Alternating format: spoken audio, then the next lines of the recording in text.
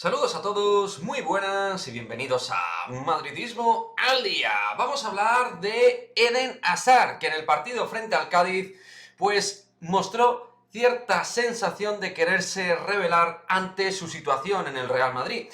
De hecho, a mi juicio, tal y como os comenté en el postpartido frente al Cádiz, pues para mí fue el mejor. Así de fácil y así de sencillo.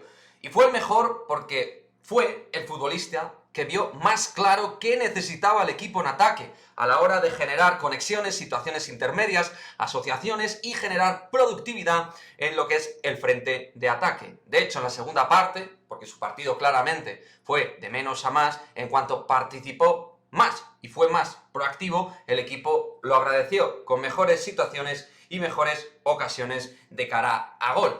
Y yo no digo que vaya a ser una revolución futbolística como tal, pero sí que se reveló ante una adversidad evidente de un tipo que en un mes lleva 10 minutos jugados, que no está contando para Carlo Ancelotti. Evidentemente pienso que de forma merecida, porque hay otros jugadores en ataque que han hecho las cosas al comienzo de temporada mucho mejor, pero mientras Hazard esté en el Real Madrid, creo que la labor y obligación del técnico italiano es sacarle el máximo jugo, sacarle el máximo rendimiento a un tipo que, aunque haya perdido su velocidad de antaño, está claro que la calidad y la inteligencia ofensiva la sigue teniendo, y eso al equipo le puede venir bien en ciertos momentos y en ciertas situaciones. Y sobre todo, imaginaos, si hay una plaga de lesiones en vez de ser una plaga COVID y se te lesionan 3 o 4 jugadores importantes en ataque y tienes que tirar de Hazard, pues leche, tienes que tirar de él. Por lo tanto, a nivel pragmático es importante que Hazard vaya cogiendo dinámica, un jugador con tanta experiencia futbolística y que al final talento tiene, como se pudo ver.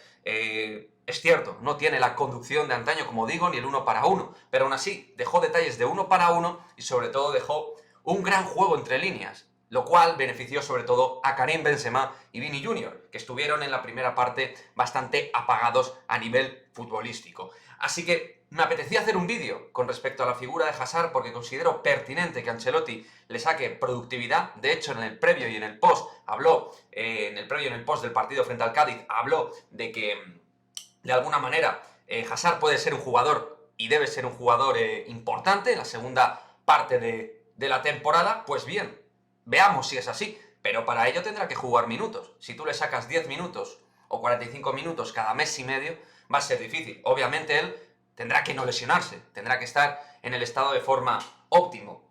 Físicamente yo le vi muy bien. De hecho, jugó mejor en la segunda parte que en la primera. Y si el jugador hubiera estado mal físicamente, no hubiera aguantado los 90 minutos al nivel que los aguantó, siendo el jugador con más activación dentro de la línea ofensiva del Real Madrid. Así que nada, me gustaría leer, chicos, vuestra opinión al respecto de Eden Hazard, qué os parece su partido, si pensáis que puede ser o no productivo de cara a esta fase que viene de temporada, si consideráis que debe ser un jugador que tiene que estar en el ostracismo, si consideráis que debe ser un futbolista que debe tener aparición relevante dentro del Real Madrid, pues bien, la idea es que os mojéis, dejéis mi opinión, dejéis vuestra opinión, mi opinión ya la he dejado, dejéis vuestra opinión aquí en el cajón de comentarios. Nos vemos en el próximo vídeo. ¡A la Madrid! ¡Chao, chao!